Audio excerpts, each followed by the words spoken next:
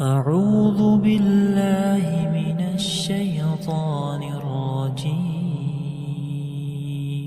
بسم الله الرحمن الرحيم.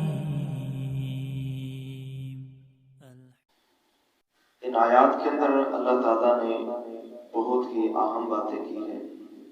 اللہ سے دعا ہے اللہ تعالیٰ بیان کرنے اور سمجھنے اور عمل کرنے کی توفیق عطا فرمائے. اللہ فرماتے ہیں وَإِذَا أَرَدْنَا أَن نُهْلِكَ قَرْيَةً، جب ہم کسی بستی کو تباہ کرنے کا ارادہ کرتے ہیں، ہلاک کرنے کا ارادہ کرتے ہیں، تو پھر کس طرح اللہ تعالیٰ کون سی حکمت عملی اختیار کرتے ہیں.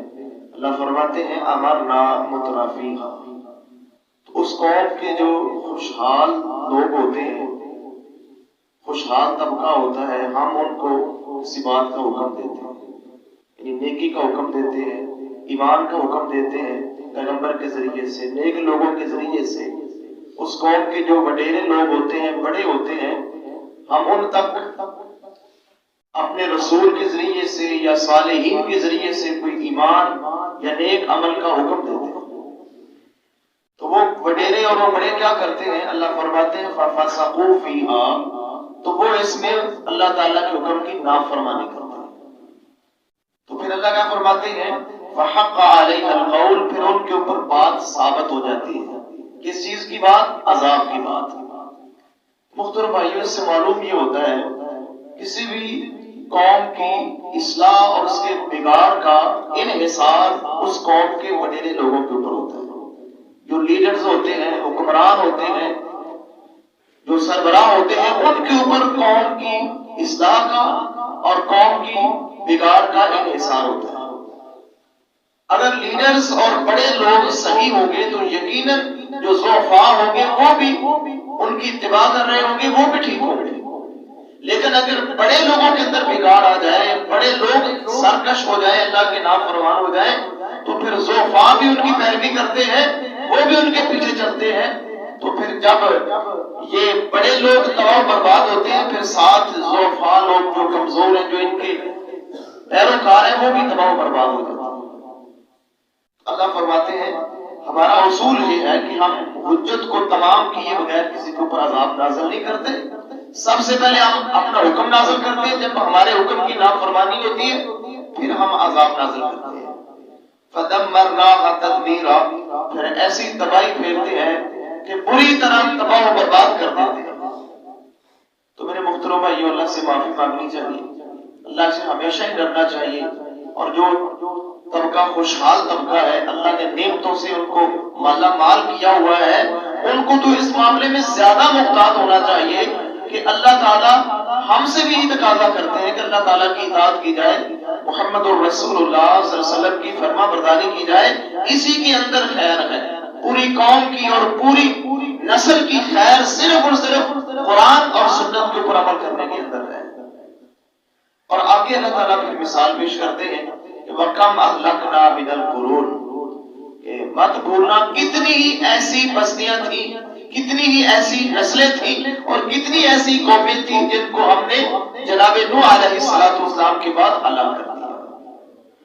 یعنی قوم عاد، قوم سمود، قوم شعیب، قوم لوط، کتنی ایسی نسلیں گزری ہیں. اللہ فرماتے ہیں ہم نے ان کو ہلاک کر دیا اس وجہ سے کہ جب انہوں نے اللہ اور اس کے رسول کی نافرمانی کی. اور اگلی بات محترم بھائیوں سمجھنے والی ہے، آخری بات ہے. اللہ فرماتے ہیں وَكَفَى بِرَبِّكَ بِذُنُوبِ عِبَادِهِ خَبِيرًا بَصِيرًا، کہ آپ کا رب بندوں کے گناہوں سے پوری طرح باخبر ہے اور پوری طرح دیکھ رہا ہے.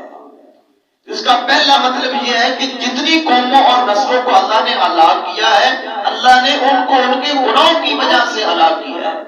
یعنی اللہ ان کے گناہوں سے پوری طرح باخبر تھا، دیکھ رہا تھا، پوری طرح آگاہ تھا، تو ان کے گناہوں کی وجہ سے ان کو ہلاک کیا.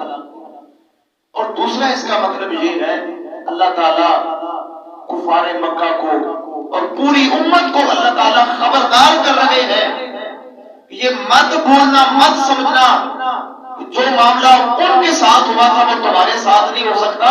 اگر اللہ ان کے گناہوں سے واقف ہے تو اللہ تمہارے گناہوں سے بھی واقف ہے. وہ اللہ تمہیں بھی دیکھ رہا ہے، تمہیں بھی واچ کر رہا ہے۔ میرے محترم بھائیوں، میں اکثر کہا کرتا ہوں کہ اتنا زیادہ تو انسان خود اپنے آپ کو نہیں دیکھ سکتا، جو گناہ کر رہا ہے اس سے بڑھ کر اللہ تعالیٰ اس سے آگاہ ہے، اس سے واقف ہے، پوری طرح انسان کے ہر عمل سے اللہ تعالیٰ آگاہ ہے۔ تو ہمیشہ انسان کو اللہ کا ڈر، خوف اپنے دل میں رکھنا چاہیے۔ جب اللہ کی نافرمانی کرے، اللہ کی حد توڑے، انتشار اور فتنہ ڈالے، اس کو سوچنا چاہیے کہ میرے اس انتشار اور فتنہ ڈالنے سے کہیں اللہ کا عذاب نہ آ جائے، اور بطور پھر مجموعی طور کے اوپر پوری نسل اور پوری قوم نہ مٹ جائے۔ میرے محترم بھائیوں، اللہ سے ڈرنا چاہیے۔ کیوں؟